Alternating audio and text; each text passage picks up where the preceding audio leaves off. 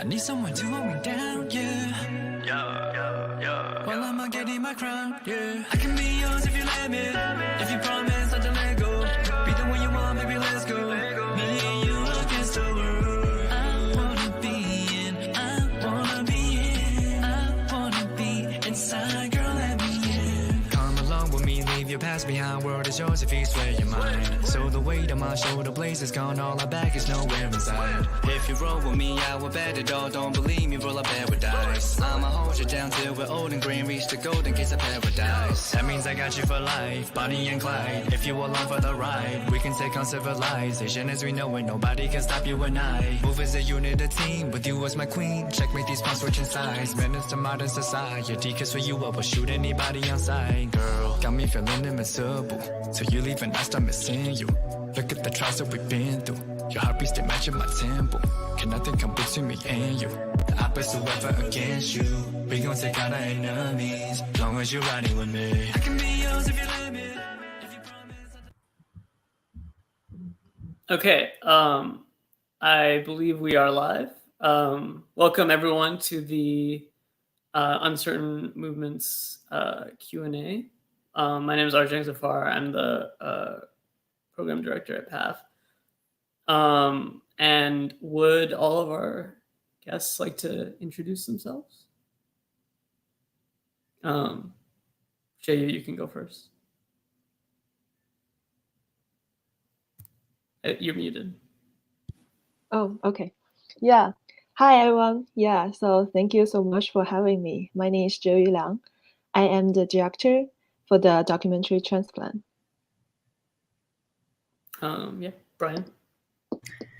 Hey everyone, thanks for joining us and thanks for having me in the film here. I'm Brian Redondo. I'm the director of the documentary Keeps the Ray Home. Go ahead. Yeah. Hi, my name is Asavri, and I'm the director for the animated short Passage, and I'm really excited to be a part of this Q&A. Thank you for having us. Thanks for being here.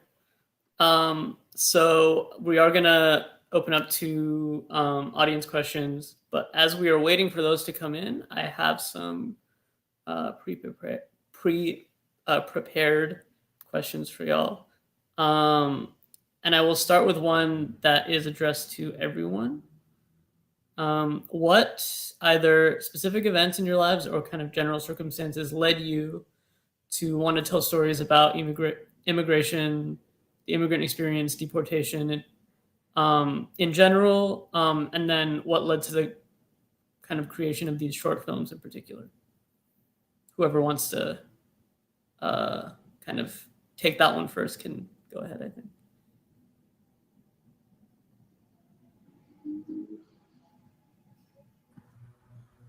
Anyone? Sure, I'll jump in. I think the issue of immigration as an Asian American, as the son of immigrants, it's a topic that I think probably all of us can relate to. But unfortunately, it's a political wedge topic, right? And it's been used, to perpetuate some really negative stuff in this country. Xenophobia plays into that, racism plays into that. And so I think for me, as an Asian American, I've always tried to reshape the narrative around immigration with a lot of my documentaries, to complicate it, to humanize it, to broaden the scope of how we think about immigration, how it plays out in people's lives in this country. And so that's kind of, what has driven a lot of my films and what led me to create Keeps the Ray Home.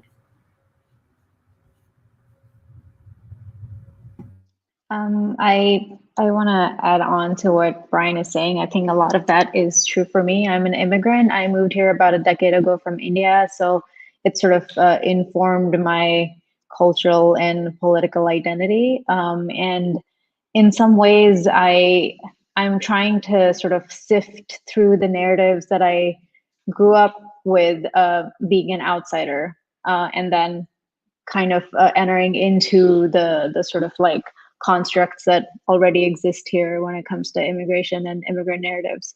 And you know, like when you sort of shift countries, a lot of things sort of crop up, and you're forced to sort of parse through them.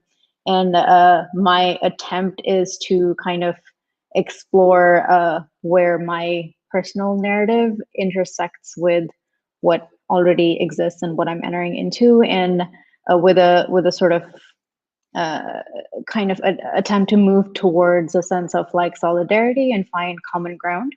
And I noticed, especially after 2016, there was a lot of divisive discourse within the immigrant community. So there were like, you know, these ideas about the model minority and good immigrants and bad immigrants, and I found that to be very problematic.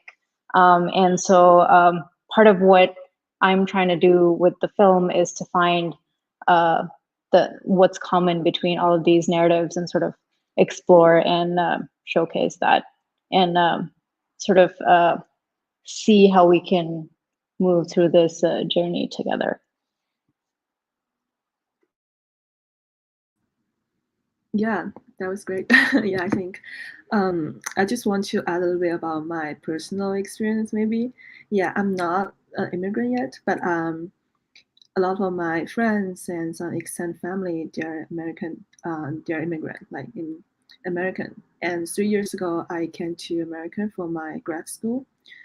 Yeah, and at that time, it was my first time to come here, and I just like experienced a lot of like things, like you know, culture shock, and a lot of things like many new immigrant they experience. So at that moment, I just like kind of wondering if all these experience will share with all the new immigrants. So I'm just very interested in this.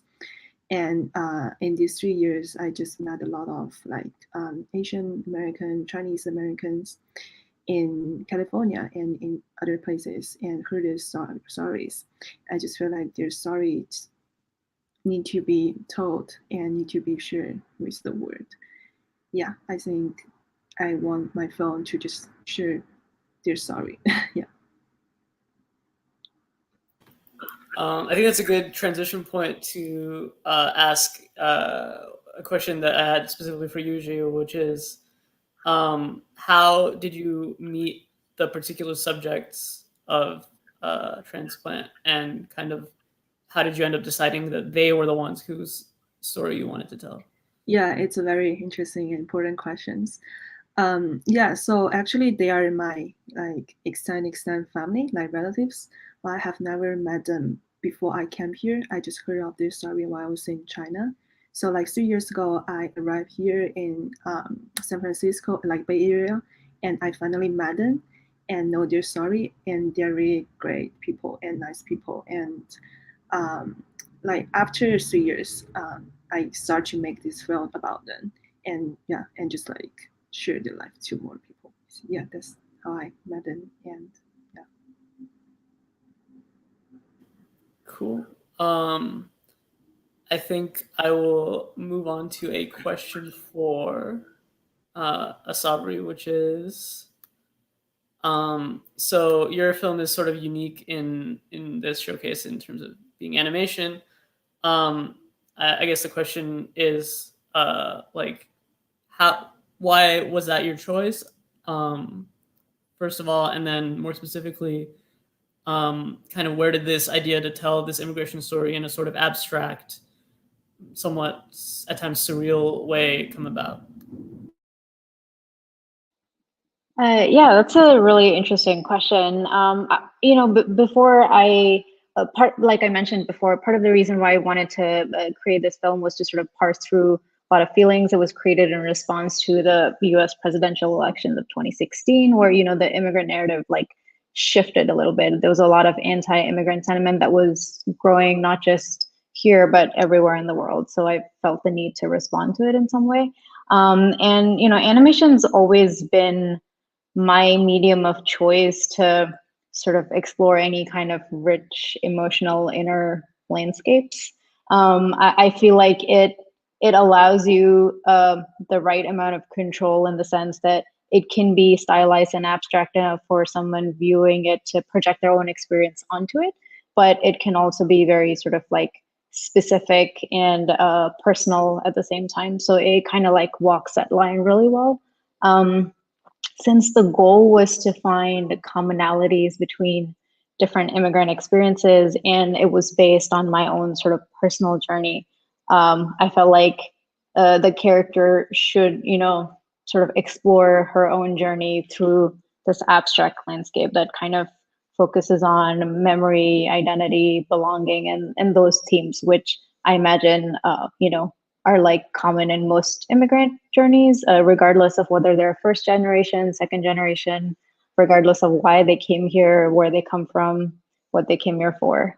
So that was kind of the main focus of using animation as a medium to tell the story. Yeah, that makes a lot of sense.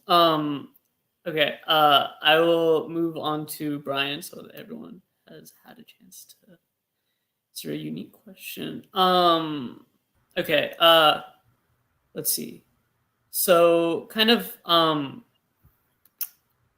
I'll preface this question by saying like the sort of narrative around the immigrant experience and specifically like the refugee experience, which you deal with a lot in your short film, is this idea that the people who are also stories about deportation, is that the people who are like kind of facing deportation, it's kind of sometimes taken for granted in the United States that they want to be here in the first place, and that like the removal is traumatic, not only because, you know, it's out of their control and it's this, you know, traumatic kind of like thing that they have no say over, and they're being taken to somewhere where like they lack stability and maybe safety, but like often, especially if you're talking about refugees, there's little choice in sort of being in the United States in the first place, right?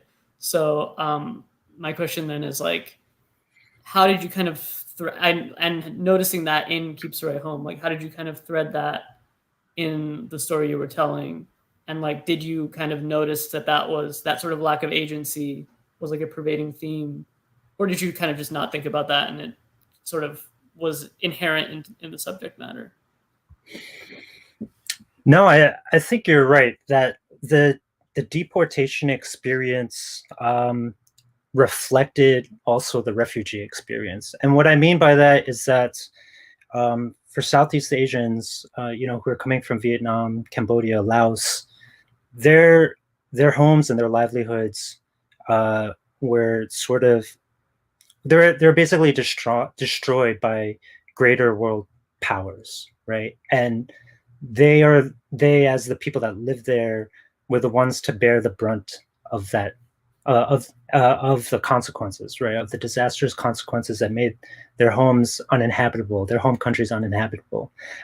They do have agency in the sense that they fled, they went to refugee camps, they could sort of try to apply to different countries to go live as a refugee. But, you know, I think if, you know, all things considered, I'm sure a lot of people would have preferred to stay in their home countries if it were a stable place. But this is the thing, I think this is true for most immigrants, right? Like their home countries are not stable places. And every immigrant in some way, not every immigrant, but many immigrants in some way are refugees of some shape or form. They could be an economic refugee, a refugee of war, you know, a refugee of, you know, of any certain type of abuse, whatever's going on in the home country. And so that I do think that's reflected in the deportation experience as well, because again, it's these greater forces in play that are pulling the rug out from under people. So in Keep Saray Home, you know, Saray and the other characters in the film, you know, they've established homes in the US, they have families, and they were all brought here as children, right? So you know, their reality is America, and that is being pulled out from under them. And so there's, in that sense, yes, they are being subjected again to their homes being destroyed. But I do think one thing that I tried to get across in the film is that they don't have to take that passively, and that communities can come together and speak out about this grave injustice, and they can put pressure on, on the government, on the powers that be, and hold them accountable, and to really force change. And I think that becomes apparent in the film. Yeah, kind of. I guess sort of going off of that, I do have another question for you, Brian, which is, kind of given the big news today.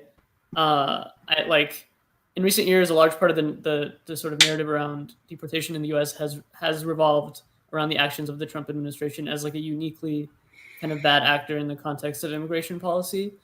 Do you kind of like have any thoughts or like a message for people who might lose interest in the struggle for immigrant rights now that like Trump is going to be leaving office? So Keeps Away Home is very much a film about Trump's America, and sort of like the outrageous degree to which these draconian things are happening. But let's not forget that the Obama administration also deported record numbers of immigrants. And what the Trump administration did was escalate that to an extreme level. So I think even despite the outcome of this presidential election, and knowing that President-elect Biden is going to be much more amenable to the kind of changes that we want to see, it's not a guarantee. Unfortunately, I do think immigrants often become kind of a scapegoat for a lot of things, right? I do think liberal politicians will sort of go hard on immigration, but be more progressive on other issues to seem more balanced or whatever, or more sensible to the middle of the country. And so I still worry that these things can continue to transpire. So I think the onus is really up to all of us on the ground to hold the new administration accountable and to continue demanding for a more humane immigration system. Yeah, well said. Okay, still no audience questions, as far as I can see. I will move on back to Jeyu. So have the subjects of your documentary seen the film? And kind of what was their reaction to it? Yeah, they have seen the film, but we haven't seen the film together. I just send them the link. But in every screening I show in the festival, in some screening, we will have some feedback from the audience. But I would tell them all the feedback from the audience. Yeah, so far I think all the feedback, they are very positive. They are really moved by their story. So I just trying to tell them how audience loved it and how positive. Okay, kind of I guess adding on to that a little bit. What was their reaction to the idea that you wanted to make a film about them in the first place? Mm-hmm. Yeah. Yeah, at first I think my film is a observational doc. It's not about American dream or immigrant people, they achieve their American dream. It's about the marginalized group of people. They live along the periphery of that dream, and their struggle from outside, their inner struggle. And I let them know I want to say that. Yeah. And so at the end, I think the film show that to the audience. And I think many audience in the screenings, there are a lot of audience, not just Chinese American people or Asian American people. There are also other people from other countries, other immigrants.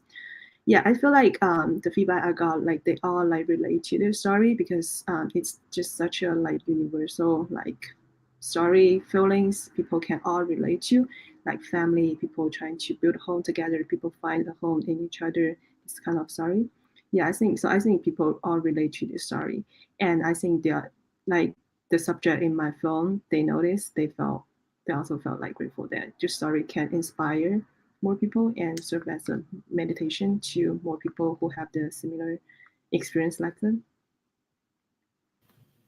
Yeah.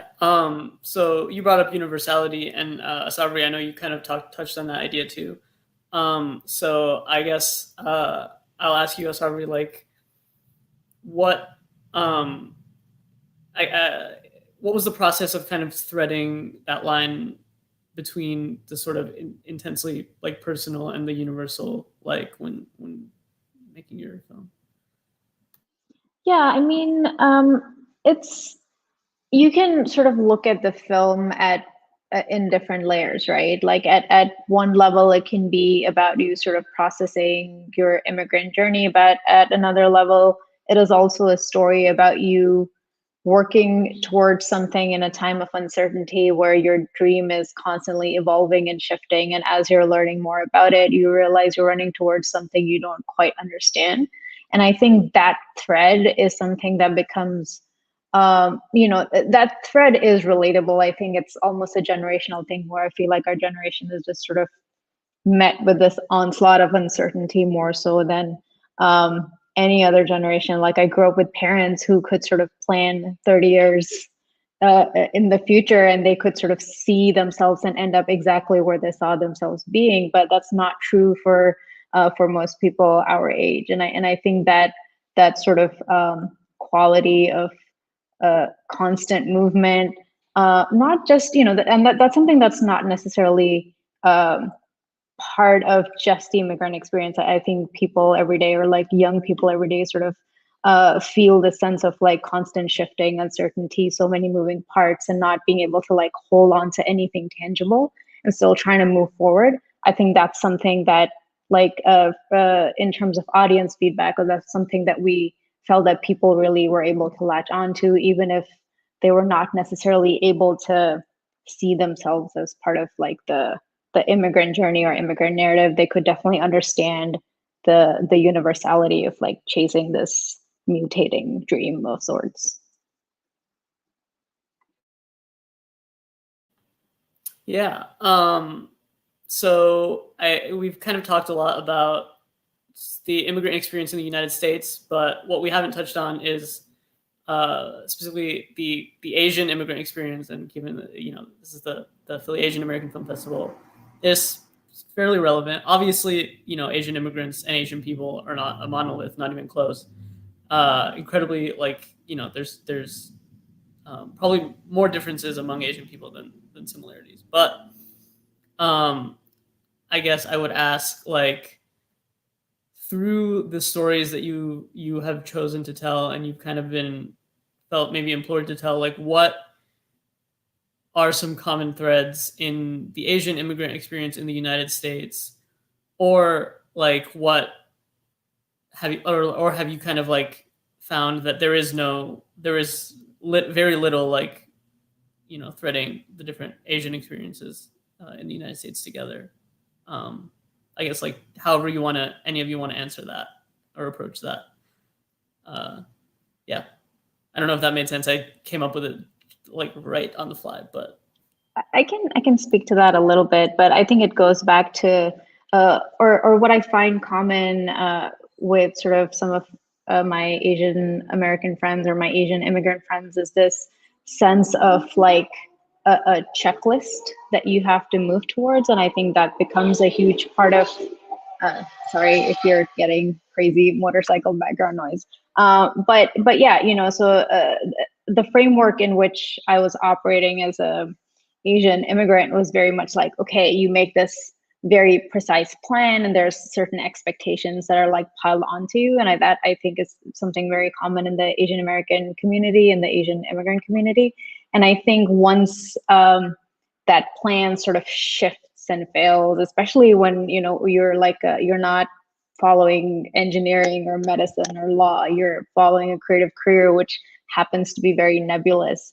I think capturing that feeling was something that I feel was specific to the Asian American experience. I feel like any kind of the rigidity of the narratives that I grew up with is something that I feel like I found in common with a lot of other Asian American immigrants.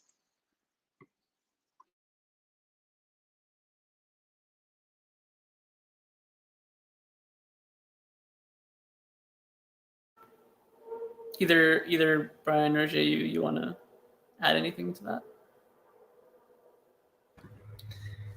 I don't know. I feel like the more I try to think of the things that make the Asian immigrant experience unique, the more that I find it more universal to the immigrant experience generally.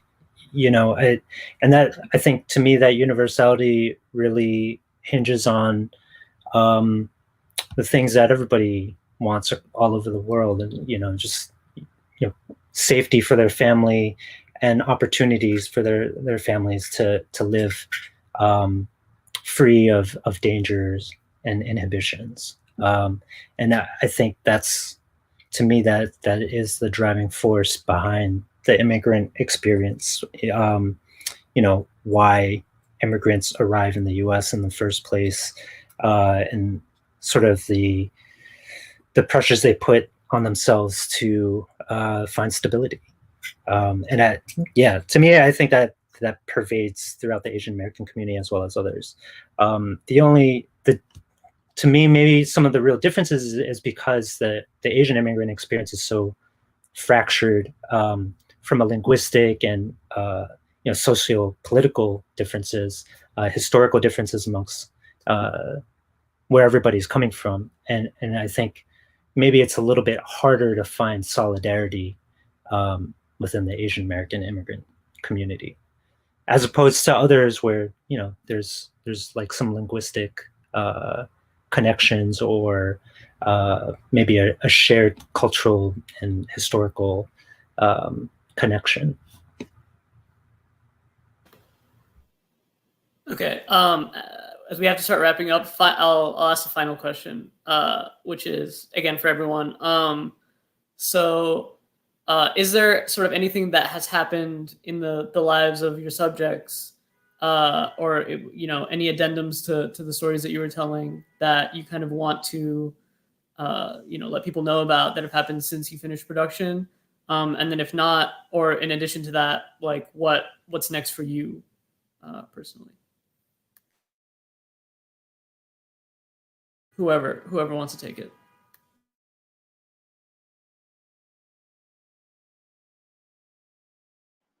I can answer in terms of what's next. We sort of set up a studio to kind of produce this film, and we want to sort of use it as a vehicle, just not to create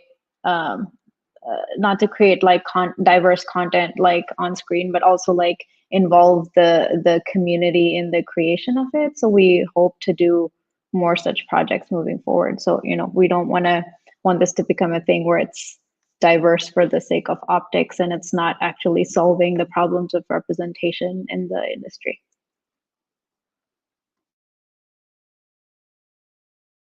Yeah, for my subject, I don't think there's like big thing happen after my production. I can also answer what's next for me. Now I'm currently developing my next two project. One is a feature doc about one child policy, one child families, and how these policy affect like families for their lifetime. And not just like in China, but also we know like a lot of like people who suffer from this policy, they move to the US, they still like affected by this policy. And in the film, I just really want to show how these how this policy like affect the people's life, like daily lives, not just like policy itself, but really show their daily lives through like verite film. And the big update for me is that Saray, who's at the center of my film, at the end of the film, he says that he has to he's got another year before he has to check in with ICE, and that date was October 5th of this year. So fortunately, he did not have to report to ICE at that time, and a judge vacated his criminal record, which basically means that he should no longer be eligible for deportation. And so that also just needs to be confirmed by another judge and the district attorney where he lives. So he's got like another hearing coming up in December, but he's trending. His case is trending in the right direction, and hopefully by the end of this year, he'll no longer be eligible for deportation, and he and his family should be safe. Great. So nice to end on a fairly happy note. So yeah, we have to wrap up now. Thank you all so much for being here. And I hope, your films are going to be screening for the rest of the festivals, and I hope get more engagement. And I hope that we hear more from all of you, in the coming years and however long. Yeah. Thank you. Thanks so much. Thank you. You say this kill, black and brown, and when will you talk about class in this story? The rest is allegory. Come together, unionize, see it through each other's eyes. No need to fight over supplies while workers save lives. They need protection too. What we gonna do? Organize a way through. And for those behind bars, we must fight hard. Global pandemic, endemic, systemic. No equality, no quality of life.